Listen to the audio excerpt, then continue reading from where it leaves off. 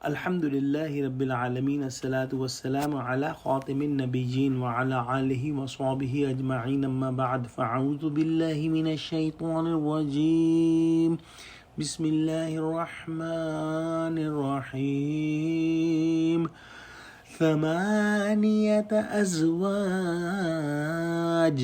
من الضأن اثنين ومن المعز اثنين قل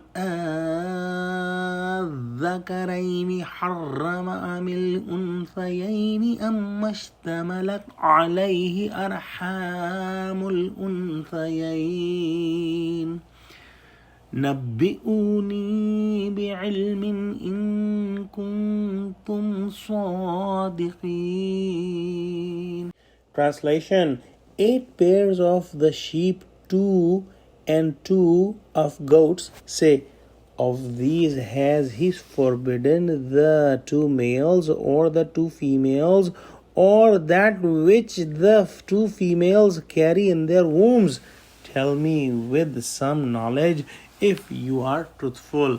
As we studied, the polytheist of Mecca invented rules and forged lies against Allah subhanahu wa ta'ala, saying that particular crop or animal was haram.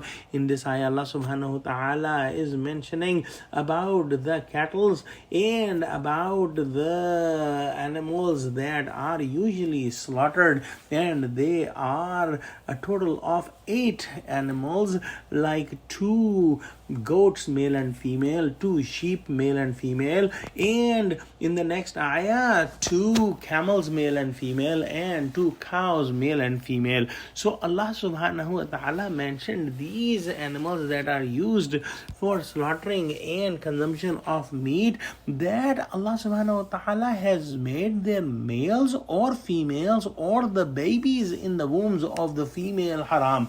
Obviously, Allah subhanahu wa ta'ala did not make these things haram, and whoever making these rules by themselves, they are doing it without any knowledge of the truth.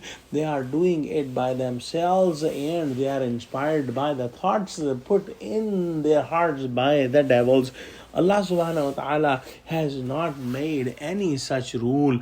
The rules of Allah subhanahu wa ta'ala are in Quran and Sunnah, and they are clear that what is haram and what is halal, and one must follow the Quran and Sunnah for the haram and halal, and should not invent these things by themselves, because this is a great sin. If we ponder on this problem, this is a great problem, because if somebody is making things haram or halal just by himself, then na'uzubillah, he is taking the authority of Allah subhanahu wa ta'ala in his hand. That is the biggest sin. So we must be extremely careful that we must not say anything about Allah subhanahu wa ta'ala without a sanad, without a proof. We must not say anything. Oh Allah, give us true understanding of Quran and save us from all sins, small or big. Ameen.